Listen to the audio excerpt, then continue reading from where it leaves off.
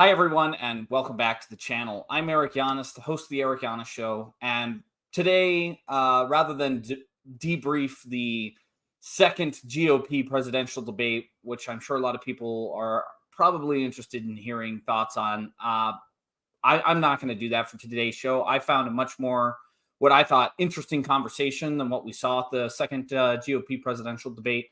So I'm going to actually be covering a interview between the host of the Triggernometry Podcast. That's Constantine. I believe it's Constantine Kissin, and his friend, his co-host, whose name I can't remember now. Actually, I'm sorry.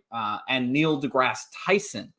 A video between the three of them, Constantine and his co-host, and Neil deGrasse Tyson, where they discuss Tyson's unusual views on the biology of gender, which kind of went viral maybe about a month or so ago, a couple months ago, maybe at the most, where Neil deGrasse Tyson didn't exactly believe that the genetic chromosomes of any individual was enough to define gender, because gender includes all of these other sorts of concepts, a lot of which is motivated by industry and the makeup business and the clothing business, the fashion industry, and things like that. Cultural memes, so to speak, influence our understanding of gender. So simply appealing to the genetic makeup of any individual is not grounds, according to Tyson, to prevent somebody from, in his words, identifying as a man or a woman at that time. We're going to see him clarify some of those beliefs in this conversation on the Triggernometry Podcast. And I'm going to respond not only to Tyson's original video, but to what he says in this interview, and also some of the things that Constantine says, and give you just sort of a general overview of the reasoning that is going on here between these various individuals.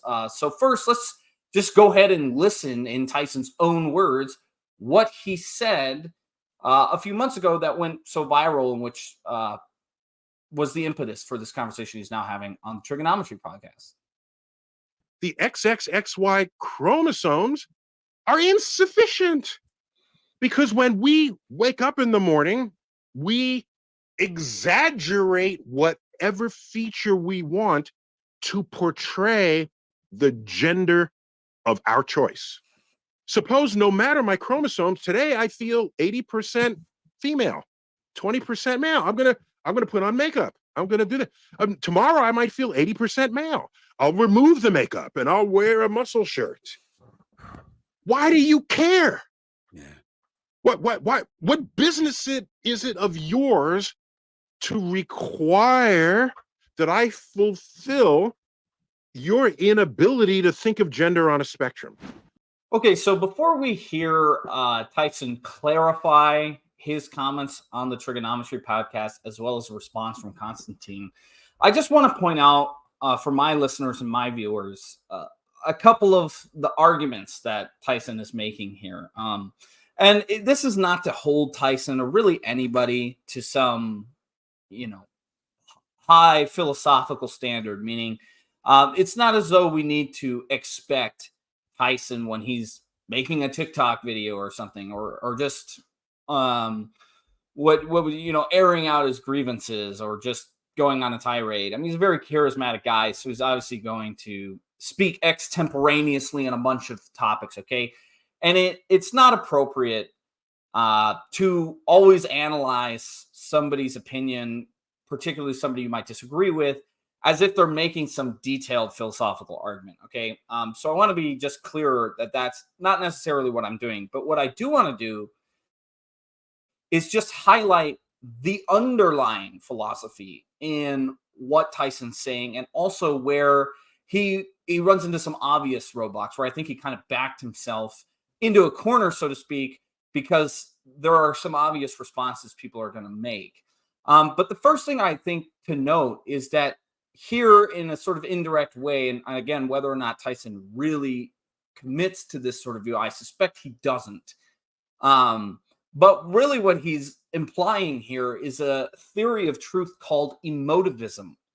And if you're a reader of my Substack, then you'll know about emotivism because I wrote about it some time ago in a post where I covered sort of the most popular theories at a philosophical level of what truth is. And if you're not a reader of my Substack, well, then you've missed out on that critical information, and you should probably be a reader of my Substack because you get a free post every week. And if you feel like you're getting some value from it, you can go ahead and subscribe to it. And I send multiple posts right to your email box every week. And one of them would have educated you on emotivism, which is the theory of truth, or the philosophical belief on the theory of truth, that says what is true is what I feel. So notice that Tyson here in this previous clip stated that it's not enough to have the chromosomes, like XY chromosome, to be male. Because, okay, so this is his reason why it's not enough. What if I feel that tomorrow morning I'm 80% female? Now, Tyson doesn't actually do anything here. And again, because he's not really making a philosophical argument, but he didn't really give us any reason to see why, just because I feel 80% female tomorrow morning, that does anything to prove that I'm actually 80% female, or that it's even possible to be 80% female. What he assumes is just that because I feel 80% female, then it is true. And that's a belief called emotivism, which again says whatever I feel is true. And the problem with emotivism is it commits an equivocation fallacy, where it conflates the meaning of the word feels, meaning I have a sensation, or I feel a certain way, I feel a certain emotion, or I have a certain passion, with what is true. But it's evidently the case that what I feel, or what I even perceive, is not what is necessarily true. So he doesn't actually do anything here to convince somebody. Presumably he's responding to something. He was obviously a little annoyed at a particular kind of, maybe anti-transgender agenda or something like that. But he doesn't actually do anything to convince these people that there is reason to ground gender in something other than genetics. And I'm going to get back to that in a second, because I think there's actually a really important part of the whole gender debate that is often missed by conservatives and liberals alike. I'd probably be giving them a debate point that I feel like is just generally missed in this whole debate, which actually goes to Tyson's credit, but he doesn't address it here. Now, to be charitable to Tyson as well, I think we'd have to say that probably the implication or the intention of what he's saying here isn't so much to give us a definition of truth. Again, I seriously doubt that Tyson is a committed emotivist, but rather he's appealing to our political sensibilities. And you'll see that a lot in this next clip, where I think the intention of what he's trying to get across through this TikTok video that he posted is not so much that it's true per se that I really am 80% female tomorrow morning if I feel it, but rather that it just doesn't matter if I feel that way. In other words, as long as I'm not hurting anybody, this is basically the argument. As long as I'm not hurting anybody, or as long as, my own perceptions of gender are within my subjective world, then what does it matter? What difference does it make that I feel 80% female tomorrow and choose to do things which are culturally feminine, and then the next day choose to do more things which are culturally masculine? And I think really the reason he's saying this is to get to a point where we would say, why do we need legislation or politics to be involved in somebody's quote unquote exploration of gender? And that's where he comes in right at the end of the clip saying, quote, what do you care, close quote, that somebody feels 80% female today and 80% male tomorrow? And here again, I just want to point out that I think Tyson runs into an obvious rejoinder, which is that, well, it matters. I care if we are talking about legislation being put in, for example, into elementary schools, which is happening all over this country, to allow what are biologically boys to be in girls' locker rooms. Because pretty much regardless of your political philosophy in America, and again, this is something else we can talk about on the show, but generally across the board, we all understand that in this country, we do live in a world, or we do live in a nation where a certain amount of dignity and respect is required under the law. In other words, we protect individuals at the risk of putting other individuals' freedoms on a hard line. In other words, my right to free movement, right? I have theoretically a right to go wherever I please in this country, but that doesn't extend into my walking into the White House or into the Oval Office whenever I want. It also doesn't extend into walking into your house whenever I want. So even though people might be able to privately express whatever beliefs they have, I feel like I'm 80% chicken today and I want to dress like a chicken, that's fine in this country. And again, you're going to hear Tyson sort of reference this in a second. In this country, yeah, I'm free to do that, but that freedom doesn't extend into the point where it's now either violating or may even potentially violate the rights of others, the dignity under the law that we need to respect of other human beings. And that becomes a very serious question when you start asking whether or not men who are with male genitalia should be able to walk into a women's locker room at a YMCA or what have you. So those are the two main points from the first clip. I just want to, right off the bat, without Tyson clarifying what he's saying here, I think you can already see two sort of problems with this view. And we're going to see him clarify it here in a second. And I think he's really going to lean into just trying to isolate the fact that we don't have the right to tell people what to wear in this country just based on their XY chromosomes. But more on that in a sec. My only point was that if who you decide is male and female in the street is a construct of style and trends and what the beauty industrial complex wants you to see, if that's how we establish gender, then maybe some people want to be fluid within that gender identify. So they'll wear a skirt, but maybe have a beard, or they'll mix and match that in whatever way you want. Sorry. Hold on. I'm not, wait, I'm almost done.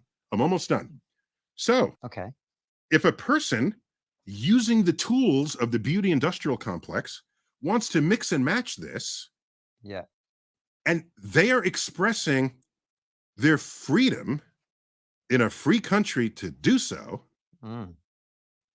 why is your job to tell them not to? Okay, that's my only point. And so I'm speaking of gender expression and the freedom to do so. And if you want to restrict that, then what country are we living in? Yeah, go ahead. Okay, so again, here I think we see Tyson really zeroing in, particularly on one point, which is kind of cross-dressing at first glance. I mean, it sort of seems at the superficial level, what he's talking about here are people dressing as, and interestingly enough, he almost assumes the quote-unquote opposite gender. So already Tyson's remarks don't really include, per se anyways, a infinite spectrum of gender where there could be an infinite number of genders that are non-binary or break out of conventional understandings of feminine and masculine. He really does seem to be, I mean, because he talks about a beard on a dress and things like that, he really does sort of seem to be addressing traditional notions of gender and just cross-dressing rather than, for example, even more dramatic views about surgical procedures to sort of physically alter one's body to make it seem like another gender or anything like that. So I'm not going to address any of that because I don't think it's actually germane to Tyson's point, except to point out that if that's really all that Tyson is bringing up, then it's clearly not relevant to the overarching transgender / gender conversation that's happening in this country right now. If all he wants to talk about are people who do things which are, let's say biological men who are doing things which are traditionally viewed as feminine things in this country, well, that's obviously not germane to the overall transgender debate in this country right now, because that debate does include policy issues like allowing children to take hormones or to have basically mutilation surgery to permanently alter their genitalia, to permanently alter their bodies. So he's not really bringing that into the conversation, so I'm not going to address that with respect to his views.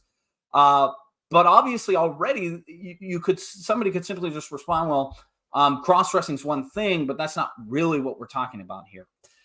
At any rate, what he does really bring into focus is just the political aspect of somebody, let's say, somebody's right to self-expression. And it seems to be the case that Tyson's view is my right to self-expression allows me to take unpopular or taboo views on gender and walk around in this nation freely without the fear of somebody accosting me, particularly physically, but also legally, just because I'm doing something which is culturally taboo.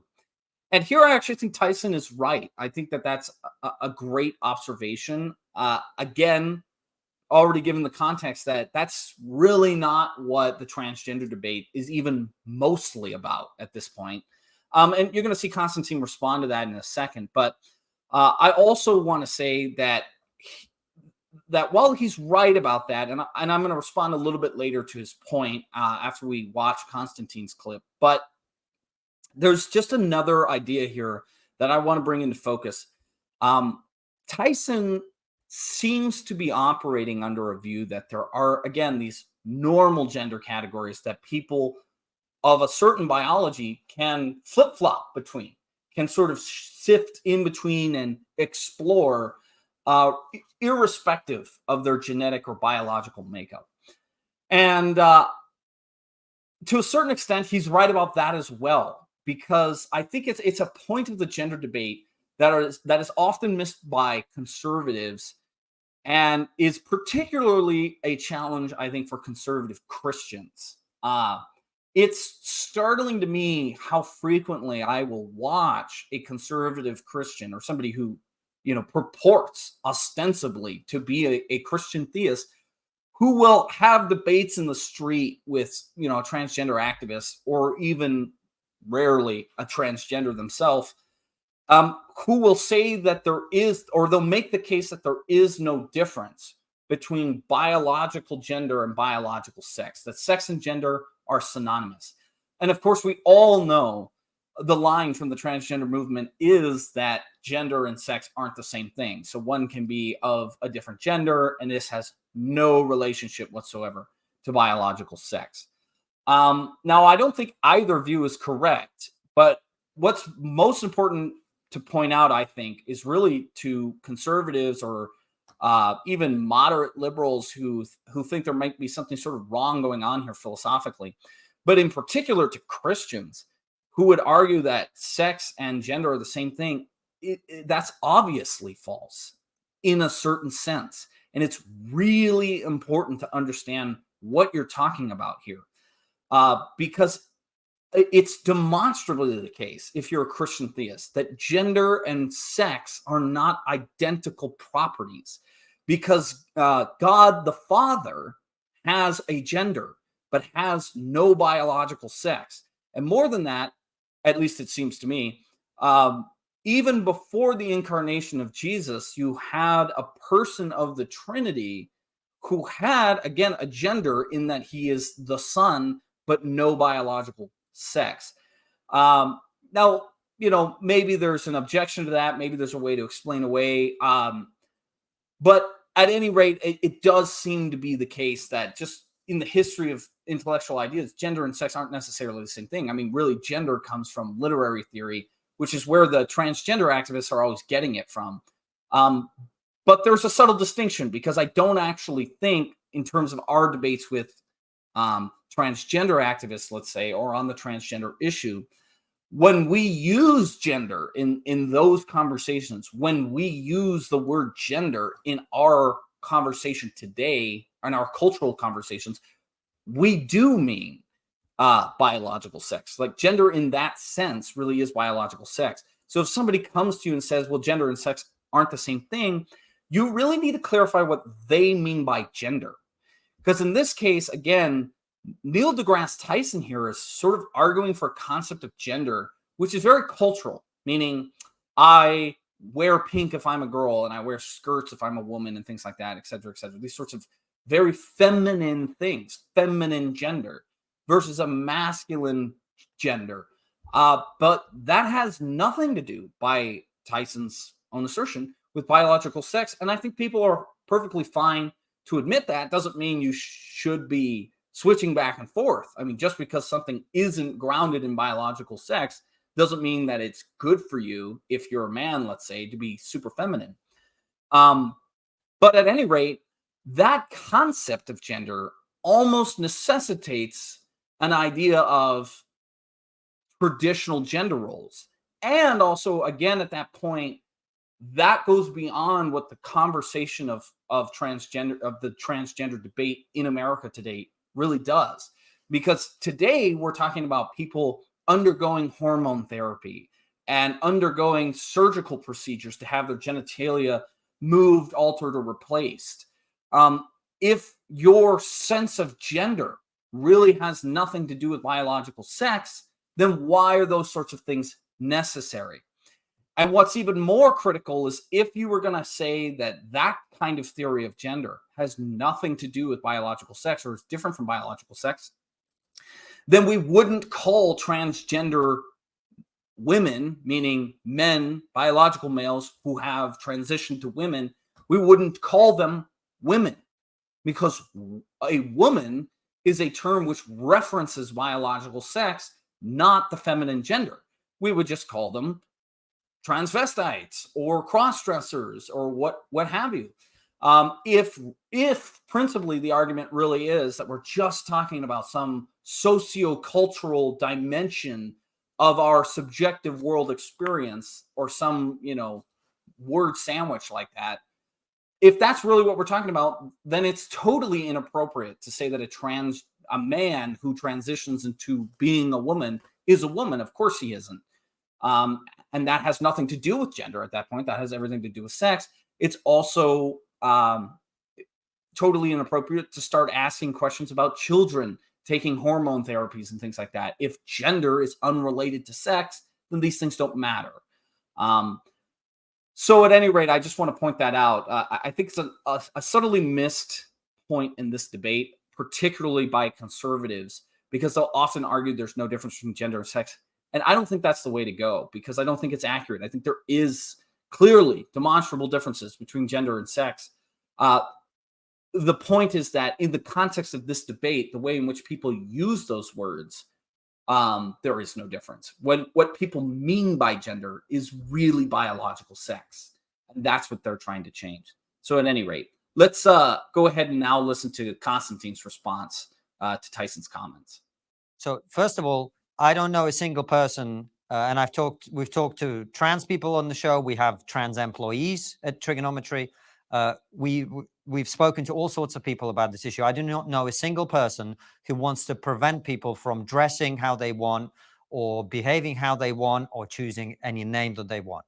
However, the problem is... So you don't, but such people are out there. I'm sure such people exist, in the same way that there are people who believe that the earth is flat and so on, but they're a tiny minority. So they exist. I don't know how tiny they are, given the dialogue today. Fair point. However, what I would say is that the conversation in the public consciousness has become prominent, not between people who want to defend the right of anyone to dress how they want and the people who want to prevent that. The reason the conversation has become an issue is that we assign and allow certain privileges to people based on their sex. If you are female, you get to go to places that only other females are in, like changing rooms and toilets and so on.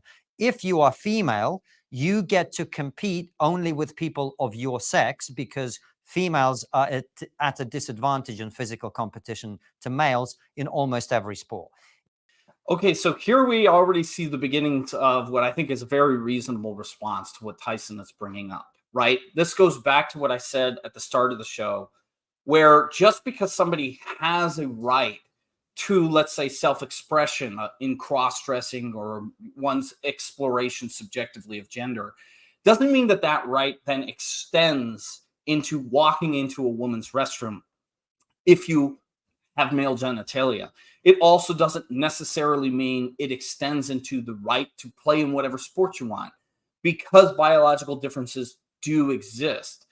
So again, to address this with Tyson, you'd actually have to get to the root of what's true or not. Like, for example, I think it would be good for Constantine here to ask of Tyson, do you affirm that there are biological differences between the sexes? And if there are, then somebody else's right, for example, to the preservation of their own safety, should probably supersede a biological male's right for self-expression if that male wants to go compete in women's boxing. In other words, just because he's expressing his gender through wearing pink or wearing a skirt doesn't mean that then that right to self-expression should extend so far that he could go beat up what are biologically real women, because there are biological differences. And unless you could establish that with Tyson, it's hard to see what exactly is going on from Tyson's perspective. It's either that he's really just focused on cross-dressing as an issue, in which case, again, we're just left saying, okay, that's fine. Let's allow all the cross-dressers to continue cross-dressing. But the real policy issues here have nothing to do with men dressing up as women or curtailing people's right to wear whatever clothing they want, as Constantine rightly points out. The real policy issues are about, should children undergo medical surgery / be allowed to do that without parental consent, which is insane that we're debating that in this country, / should what are ostensibly biological men compete in women's sports, in particular highly physical sports like wrestling and boxing or something like that. It's hard to see whether that's what Tyson believes, or if he really would go so far as to argue there are no differences biologically, in which case he really would be an emotivist. He really would be saying that reality itself objectively has changed depending on how I feel. And again, I think it's unlikely that Tyson really believes that. Obviously, this is a little bit of an emotional issue for him. You can see that he's pretty quick to interrupt the other speakers, a bit of a rambler. You can see he's physically upset. We don't want to fault him for that. But it may be what's accounting for his lapse in reasoning here, because typically I've seen Tyson be a fairly objective guy.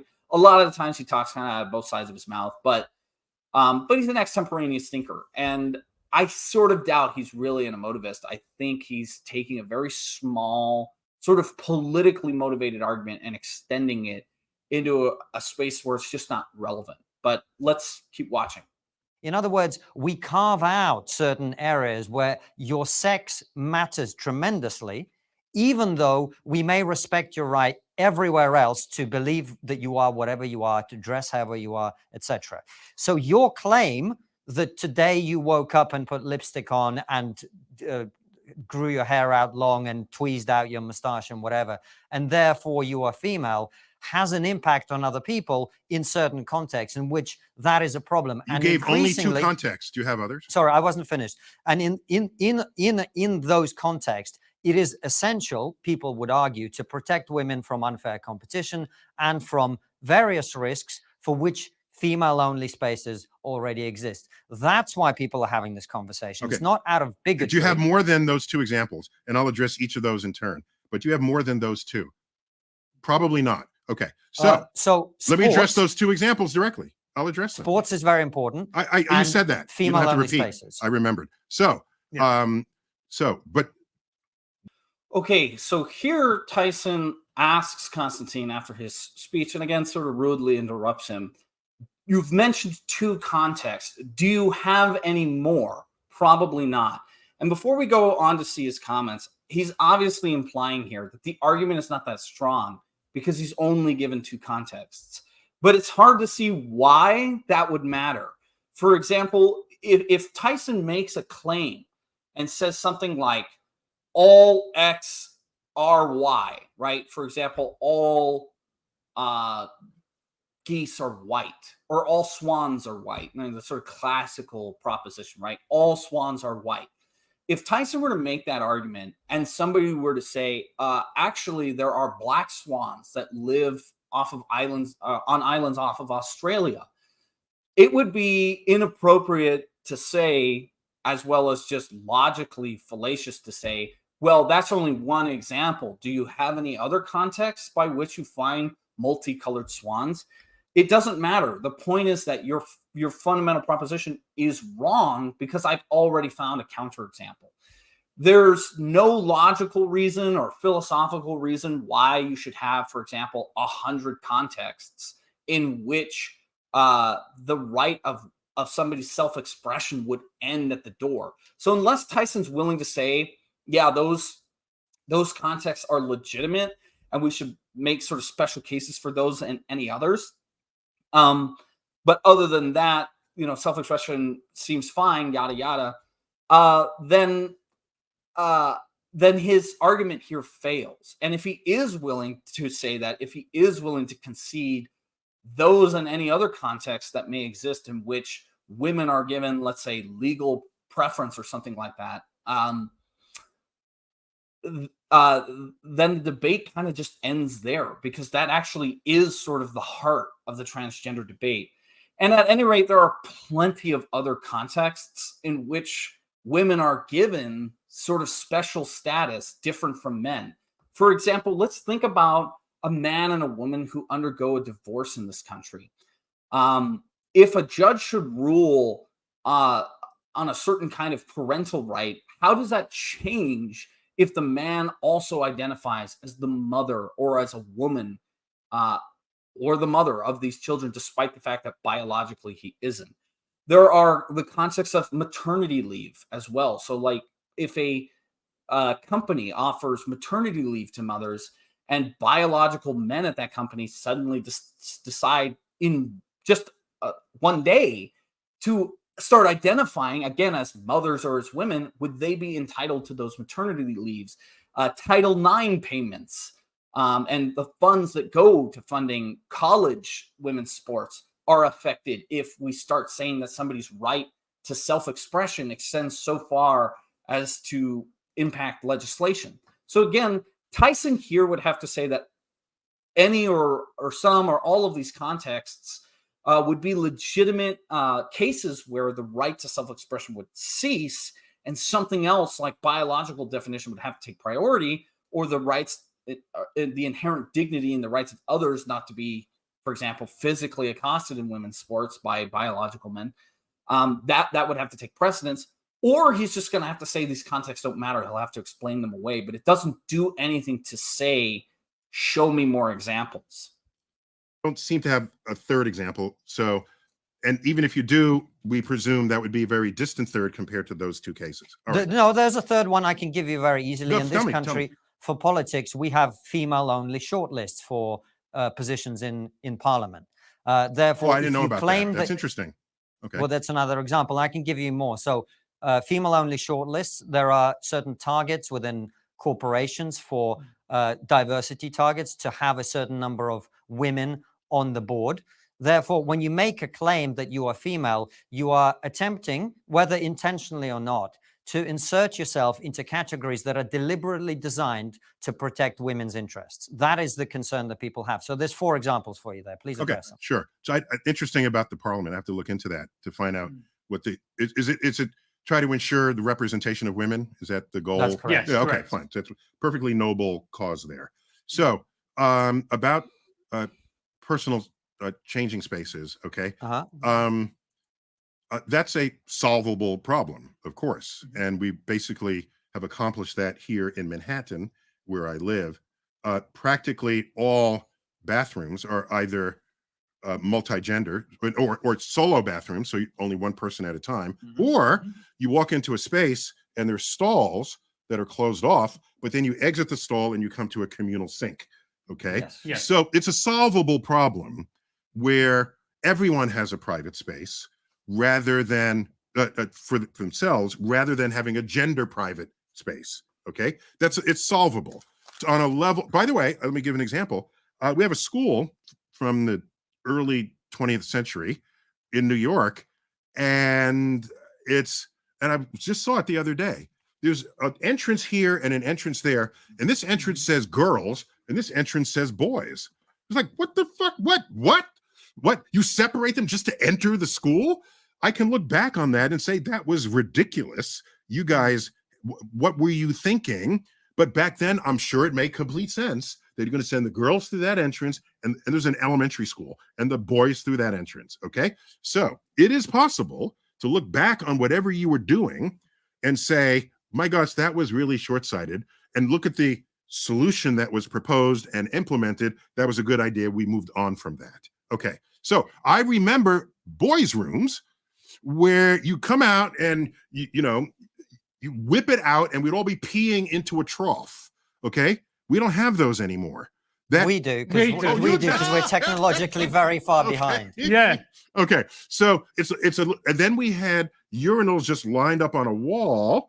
That was a little more private. And now those urinals have little small but real dividers. So you're not like looking over. So there are solutions to the privacy problem, and we've all but solved that here. I can't speak for every state in the United States. Definitely here in New York City.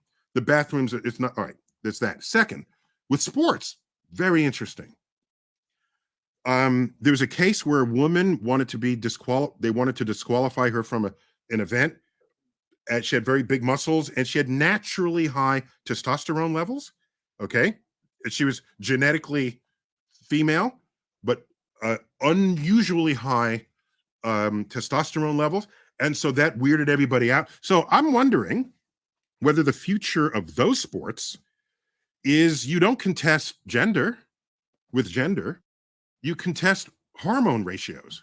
Well, hold on a second. What but do you think of the differences physiologically between men and women are not just hormonal. Women have a different hip angle. They have different heart capacity. They have different lung capacity. I mean, there are profound physiological differences, different bone density. We've had professional athletes on the show to talk about it. I don't have a problem with that.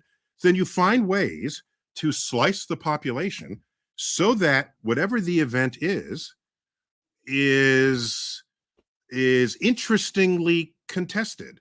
Okay, so here we get Tyson's response to the 2 main issues that Constantine brought up, which was basically bathrooms / locker rooms and then women's sports. And I just want to say from the get-go that, again, this doesn't encompass even remotely the entirety of the transgender debate, even from a policy level in the United States. There are other issues beyond these 2 that are relevant to principles of how we coordinate law in the United States surrounding this issue.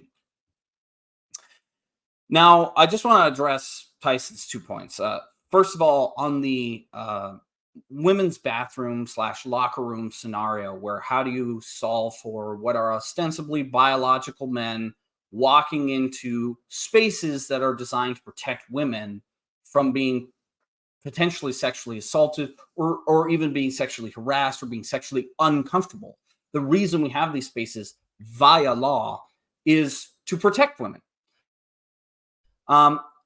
Tyson claims that we have a solution to this problem already, or at least in Manhattan, where you can either have all solo bathrooms, or you can have what are basically communal bathrooms, which exist all over the place. He's right in that you have sort of a communal sink area, but there are only they're almost like individual solo bathroom rooms themselves, or basically stalls, but a little bit more than that. They provide a sufficient layer of a sufficient layer between each stall so that somebody couldn't just, for example, hop over the wall. And while I agree with Tyson that in a certain sense, this solves the problem in that in these bathrooms, there isn't much concern for men and women commingling or something like that.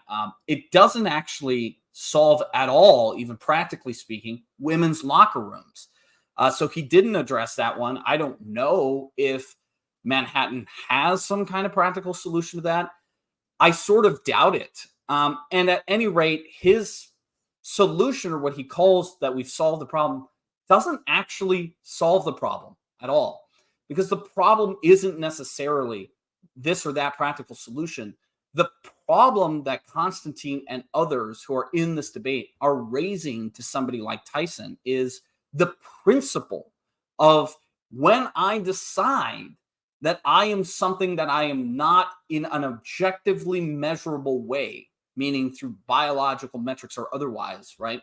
If I'm claiming that I am that thing, am I afforded in principle, legally, under the laws of the United States, am I afforded all the rights and privileges of that thing?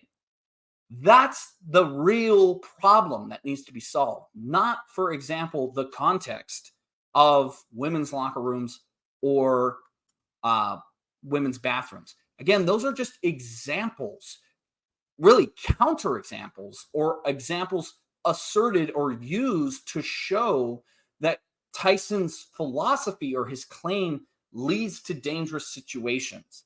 It'd be very easy to come up with more contexts, for example, if we extend Tyson's claim for subjective self-expression and my right to subjectively self-express, to explore my own identity.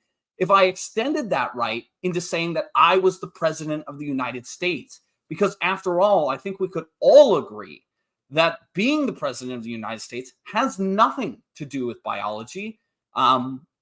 The biology of the president seems to change every 4 to 8 years. In fact, every 8 years, we're pretty much guaranteed a completely new set of biological facts, and yet it's still the president of the United States.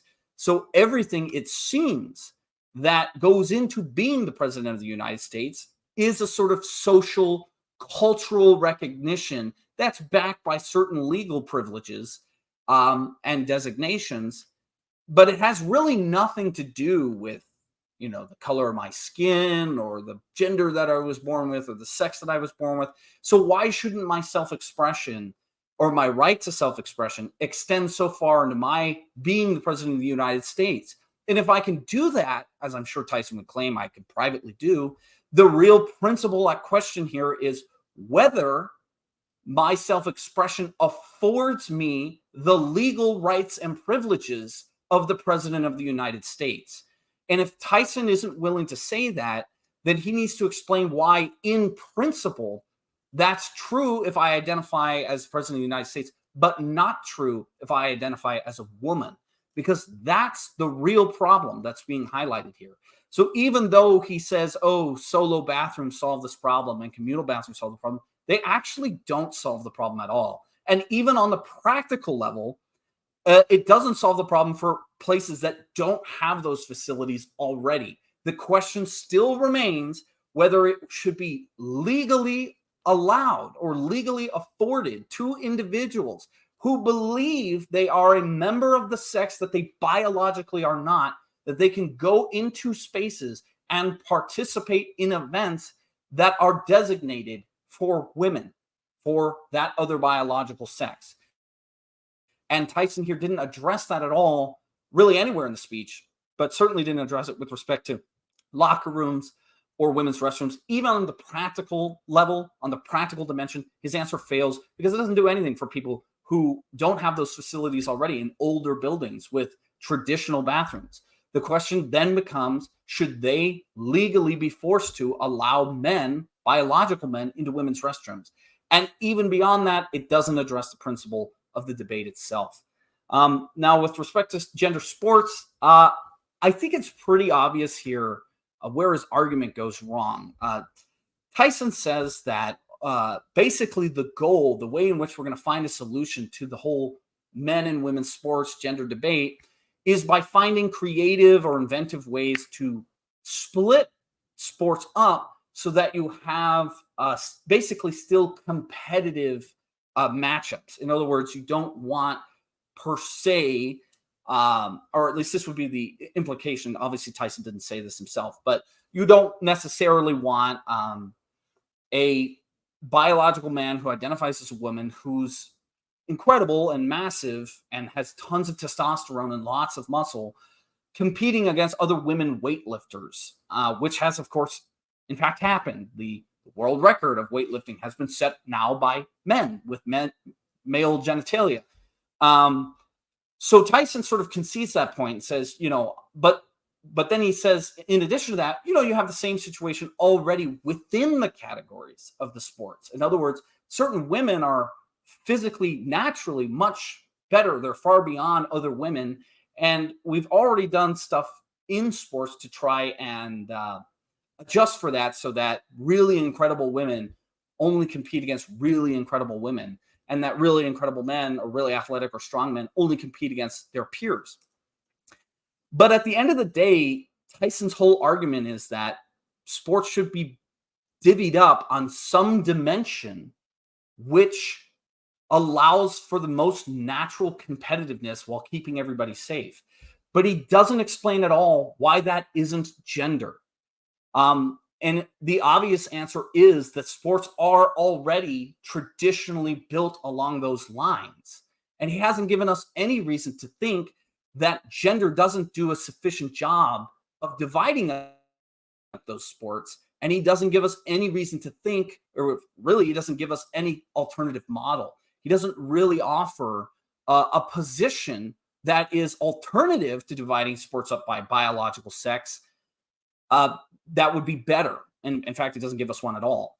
So the fact of the matter is that sports already do undergo a rational division, and that the simplest solution would be to say, irrespective of whatever gender you identify as, you get to have that right to self-expression. But sports have to be based on biological sex because of the differences, the real differences between biology.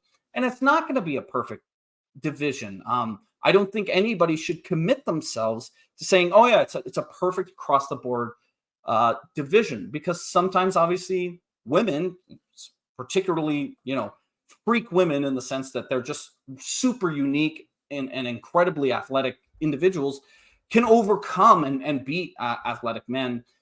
It also doesn't mean that they want to compete in men's sports, but that doesn't do anything to show that on the whole, the model of biological sex being the basis of the division of sports is the best model. And Tyson just doesn't address that here. And is it a combination of, did you go through puberty as a male and then transition? Did you have puberty blockers?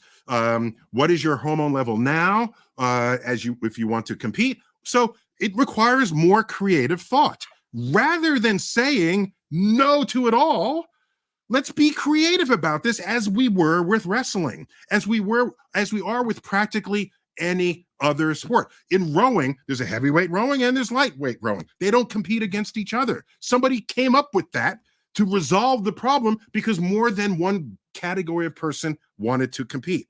So I agree with you. It's an unsolved problem. Yes, but it's not unsolvable given what we know about human physiology. So why not rise to that occasion and solve it rather than take your older view of the world and force modern emergent conduct of people to fit that?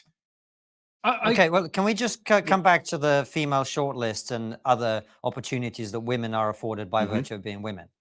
and them now being excluded from that because males are entering that competition. Yeah. So a deeper problem. Thank you for bringing that up. A deeper problem there is, why were women underrepresented to begin with? What kind of bias exists within Parliament or among the voters, maybe even the female voters, that prevented the representation from being there in the first place? Okay, so here I just want to point out very quickly that Tyson offers up a red herring. He doesn't actually address the issue that Constantine raised again of Parliament's quotas for women or DEI quotas at companies. He just says, no, the deeper bias is why do we need those ratios or DEI requirements in the first place? And of course, the response to that is we don't. I mean, anybody who's free to say it's not obvious that we need those ratios in the first place. The question that Constantine's asking is, given the fact that that does exist, given the fact that those are legal privileges offered to women under what Tyson sort of derisively calls older worldview notions of what womanhood is, the question then is, how do we solve the tension of those privileges now being taken away by what are ostensibly biological males? And he just commits the fallacy of the red herring by not really addressing that, bringing in a completely different issue. Hold on a second. That's not addressing the question at all. The question is, female shortlists exist. Should biological males be allowed to enter those female shortlists? That's as simple as the question is. Yeah, I'm saying I would ask why you have the short list in the first place. It's because there's something deeper that's wrong with society, that women are underrepresented in governance. Yeah, we're in a transitional period, so we have to figure that out. But the way to figure out things that require solutions to progressive change is not to regress it to how things once were. If that were the case, I would still be drinking from a segregated water fountain. Okay. Oh, let's merge the water fountains and let's create the opportunities from below so that we don't even need the short list. Okay, and that's pretty much the end of the video. So I think I'll just conclude by saying that here at the end, you see basically, and what part of the video you didn't really see was Constantine, again, bringing up the issue of the DEI quotas, the political quotas on government, and Tyson just doubling down on the red herring. He doesn't have a solution to those. But more importantly, what I think Constantine tried to address but didn't really zero in enough on with Tyson is the principle of the problem. Because let's remember, and I think Constantine's response to Tyson could have been better here had he really stuck to his philosophical reasoning. Let's remember that even in the cases of women's locker rooms and women's sports, Tyson hasn't offered a solution. More to the point, he hasn't given us any reason to think that some future solution to the women's sports problem, which he calls not a unsolvable, but an unsolved problem, he hasn't given us any reason to think that any future alternative would be better than the one that we have now. And that's really what I want to focus on, because here at the end of this video, you see Tyson giving sort of a caricature of the opposition in this debate, what he views as his opposition in the debate. It isn't that for him, for Tyson, it isn't that other people disagree with him and have another solution. It's that they are, quote, regressive, or have, quote, older worldviews, close quote, as if having an older worldview somehow makes it inferior, that progress itself is inherently good. But we know that that's patently not the case. There are most progressive worldviews in a politically neutral sense are bad. Most things that try to change or try to invent or try to create or to improve upon an already established order usually just introduce entropy to no greater benefit and end up dying out. It's a rare thing to have a progressive transitive force that actually improves the hierarchical order or something like this. That's why that's the whole basis historically for conservative philosophy, is that those kinds of changes need to happen slowly over time and organically from the bottom up, from families driving culture, not from legal force imposed down upon society from a margin of inventive, enlightened thinkers, which it does seem Tyson would disagree with. In other words, he thinks that there are sort of just a handful of elite sort of enlightened thinkers. I don't know. He didn't say that in the video. I don't want to be uncharitable to his view, but at any rate, it seems obvious that he's giving a caricature of the other side of this debate, when in reality, the other side of the debate has a solution. If you are concerned about the sorts of problems that have been expressed in this video, the solution is to only afford those legal rights and privileges and those spaces and those contexts to people of biological sex, not of someone's self-expression. In fact, that has been the solution in the United States pretty much for the history of the United States. It is a disservice to the debate, and it's factually incorrect to say of that position, you're regressive or you're not offering a solution. No, unfortunately, it is the solution. And Tyson here would have to give us reasons. He'd have to make an argument, an actual logical, philosophical argument for why that solution doesn't work anymore, or why some other alternative would be better, or why we have good reason to abandon that. And I don't think he's done any of that, even remotely convincingly.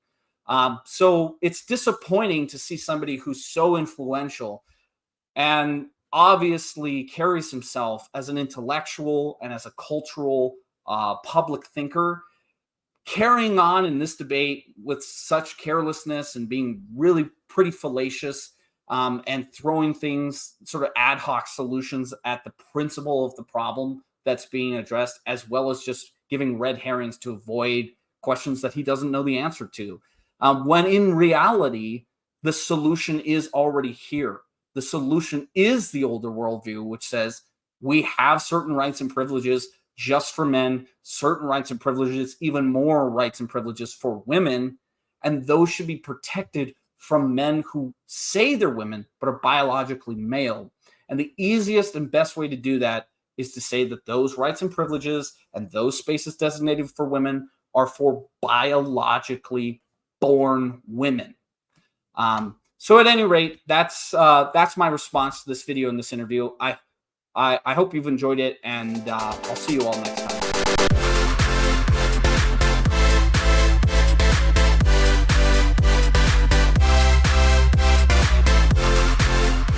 Hey guys, thanks for watching. I hope you enjoyed this video. If you do, please give me a like and a subscribe, or share the video with a friend of yours. I try to come out with content every week, both written, audio, and video format on culture, economics, philosophy, and debate. And it really helps the channel grow if you like and subscribe. And if you don't, that's fine. I'll see you next time anyways.